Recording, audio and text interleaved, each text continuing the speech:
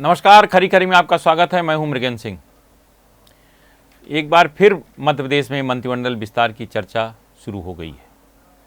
विस्तार कब होगा, कैसा होगा, कोई नहीं जानता, लेकिन जो चर्चा है कि संभवतः विधानसभा के मानसून सत्र के बाद मध्य प्रदेश मंत्रिमंडल का विस्तार हो सकता है। उसके पहले केंद्रीय नितिन नवीन जी की टीम का गठन होगा और केंद्रीय मंत्रिमंडल में विस्तार भी हो सकता है, क्योंकि उत्तर प्रदेश का चुनाव 7-8 महीने बाद है। तो वहाँ की स्थिति को देखते हुए मंत्रिमंडल विस्तार भी हो सकता है केंद्रीय मंत्रिमंडल में। उसमें यूपी के कुछ लोगों को शामिल किया जाएगा, हो सकता है मध्य प्रदेश के कुछ लोगों को शामिल किया जाए, नितिन नवीन की टीम में भी मध्य प्रदेश के लोग शामिल हो सकते हैं।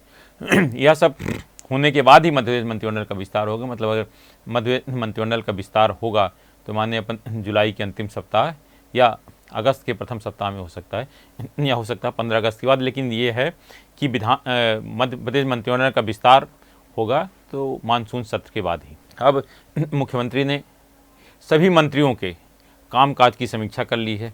अभी चर्चा है कि एक बार और मुख्यमंत्री जी अलग अलग मंत्रियों के साथ ही एक साथ मंत्रियों से बैठ के फिर चर्चा करेंगे कि उनके कामकाज में क्या कमी है, कैसा है, कहाँ गलती है, क्या उसमें हर कुछ चीज़ें तय हैं। आप जनता के बीच कितना रहते हो, कार्यकर्ताओं से कितना मिलते हो, और आपके जब दौरे में जाते हो तो जो भी पार्टी कार्यालय वहाँ जाते कि नहीं जाते, पार्टी कार्यालय में आप नियमित जो प्रदेश अध्यक्ष जी ने व्यवस्था बना रखी है वहाँ आप नियमित जाते हो कि नहीं जाते हो। ये सब चीज़ें, बहुत सारे मुद्दे हैं। कामकाज आपका कैसा है, कितने % है, कितने विधायकों के आपने काम, कितने विधायकों से मिलते हो, कितने जनता से आप मिलते हो, कितने आपके विकास के काम किए। लेकिन जो सबसे बड़ी चीज़ देखने में आ रही है कि मंत्री केवल अपने विधानसभा क्षेत्र तक सीमित रह गए। अधिकांश मंत्रियों की हालत है कि अपने विधानसभा क्षेत्र तक सीमित रह गए हैं। इसलिए जो विधायक सबसे ज़्यादा परेशान है, इसी कारण है कि मंत्रियों को अपने क्षेत्र के अलावा ज़्यादा जगह से कोई मतलब नहीं है। इवन तक विधायक भी परेशान रहते हैं मंत्रियों से मिलने के, उनको कोई काम हुआ तो कहाँ जाएँ, किससे मिलने जाएँ। ये भी एक बड़ा सवाल है कि आखिर मंत्री क्यों नहीं मिलते विधायक से। विधायक अपने क्षेत्र तक सीमित रह जाते हैं। कई विधायकों का कहना है कि अगर कैबिनेट की बैठक ना हो तो हो सकता है मंत्री अपने विधानसभा क्षेत्र से आई ना। कैबिनेट बैठक के बाद मंत्री जैसे बैठक खत्म होती है ऐसे भागते हैं जैसे कि पता नहीं कहाँ चले जाते हैं। और फिर उनकी चर्चा अगर मुख्यमंत्री जी कोई समीक्षा ना हो तब भी, जबकि नियमित रूप से कहा गया है कि मंत्री एक भोपाल में रहें, सोमवार मंगलवार बुधवार भोपाल में रहें, कम से कम अपने कार्यालय में बैठें। लेकिन अगर लोकल कुछ मंत्रियों को छोड़ दिया जाए, 2-4 मंत्रियों को, तो बाकी मंत्री लोग अपने कार्यालय में बैठते ही नहीं। अब एक बार फिर मंत्रिमंडल विस्तार की जो मंत्रियों की रिपोर्ट कार्ड है, समीक्षा और कुछ विवादास्पद मंत्री हैं, इनके लेकर अगर कहा चर्चा तो ये है कि 5 से 7 मंत्री मंत्रिमंडल से बाहर हो सकते हैं। उसमें कुछ राज्य मंत्री, कुछ कैबिनेट मंत्री हैं, कुछ मंत्रियों की ज़्यादा शिकायतें हैं, वो भी मंत्री बाहर हो सकते हैं। क्योंकि जो केंद्रीय एजेंसियां अब केंद्र सरकार के जो हर मंत्रियों के काम काज पर पूरी नज़र रखें कि कैसा आप काम कर रहे हैं, क्या आपका स्टाफ कैसा, आपका व्यवहार कैसा है। कुछ मंत्रियों को अपने स्टाफ के कारण ही कुर्सी गंवानी पड़ सकती है। उसमें 1-2 मंत्री के स्टाफ की कुछ ज़्यादा शिकायतें आ रही हैं और मंत्री उस मामले को सुनने को तैयार नहीं। इसी तरह और जो हैं कुछ मंत्री के कामकाज ठीक नहीं है, उनकी कुछ सुनता नहीं। विधानसभा क्षेत्र में अभी से लगभग 2.5 साल का कार्यकाल पूरा हो गया, उसके बाद भी कोई व्यवस्था में ज़्यादा बदलाव नहीं हुआ। अब सरकार का कार्यकाल का लगभग आधा समय पूरा हो गया है। अब अगर देखा जाए तो कामकाज के लिए सरकार के पास 2 साल का ही समय बचा है। अब ऐसे में सरकार को कामकाज में तेज़ी लानी पड़ेगी, कुछ मंत्रियों की संख्या बढ़ाना पड़ेगा, और जो काम न करने वाले मंत्री हैं उनको बाहर का भी रास्ता दिखाया जा सकता है। अब मंत्रिमंडल से बाहर कौन होगा, क्या होगा, या तो मुख्यमंत्री का पूरा विशेषाधिकार है किसको मंत्रिमंडल में रखना है, किसको नहीं रखना है। लेकिन मुख्यमंत्री जी डॉक्टर मोहन यादव कोई निर्णय लेने से पहले पार्टी हाईकमान को जरूर पूरी तरह विश्वास में लेते हैं, ताकि कोई ये ना कहे कि आपने मनमानी तरीके से निर्णय लिया। यह स्थिति प्रदेश अध्यक्ष की है। मुझे लगता है मुख्यमंत्री और प्रदेश अध्यक्ष हेमंत खंडेलवाल की चर्चा के बाद ही, संगठन मंत्री जामवाल जी और शिव प्रकाश जी के चर्चा के बाद ही, और मध्य प्रदेश प्रभारी महेंद्र सिंह चर्चा के बाद ही निर्णय होगा किस मंत्री को बाहर करना है, किसको अंदर रखना है। फिर उसके बाद पार्टी हाईकमान से चर्चा होगी किसको लेना है, किसको नहीं लेना है और किसको बाहर करना है। लेकिन चर्चा सरगर्म है कि मध्य प्रदेश मंत्रिमंडल का विस्तार हो सकता है। मंत्रिमंडल विस्तार में कुछ नए लोगों को मौका दिया जाएगा, तो कुछ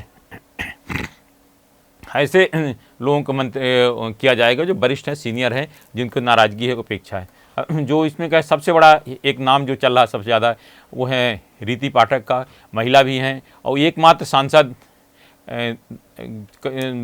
थी जो चुनाव जीतने के बाद मंत्री नहीं बनाया गया। बाकी सभी जो सांसद थे उनको विधानसभा चुनाव में उतारा गया था, चुनाव जीत गए थे उनको सबको मंत्री बनाया गया। तो रीति पाठक का नाम मंत्रिमंडल विस्तार में काफ़ी तेज़ी से आगे आया है, महिला भी हैं और उनके कामकाज को लेकर भी चर्चा है कि एक उनका नाम हो सकता है। इसके अलावा जिन अन्य लोगों की चर्चा है उसमें बृजेंद्र प्रताप सिंह, अर्चना चिटनिस, भूपेंद्र सिंह, प्रभुराम चौधरी, मालिनी गौड़, कमलेश शाह, रामेश्वर शर्मा, दिव्यराज सिंह आदि नाम हैं। लेकिन जब मंत्रिमंडल विस्तार होगा तो क्षेत्रीय और जाति समीकरण का भी पूरा ध्यान रखा जाएगा।